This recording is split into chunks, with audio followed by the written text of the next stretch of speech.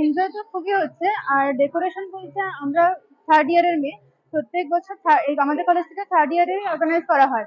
তো আমরা এবছর বাংলা ও বাঙালিয়ানা থিমটাকে ফুটিয়ে তোলার চেষ্টা করেছি। সেখানে আমরা দেখিয়েছি বাঙালিদের বিয়ে কিরকম হয়, বাঙালিদের মধ্যে খাবার দাবারের কিরকম রয়েছে, পিঠে পুলি, বা আমরা কি কি ছোটবেলা গল্প পড়েছি, কি কি কার্টুন আছে এইসব।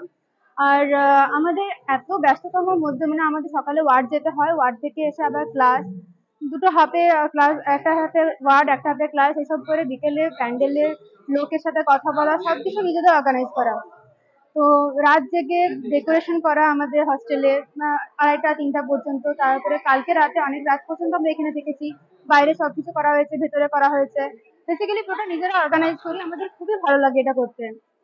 কেমন আনন্দ লাগছে?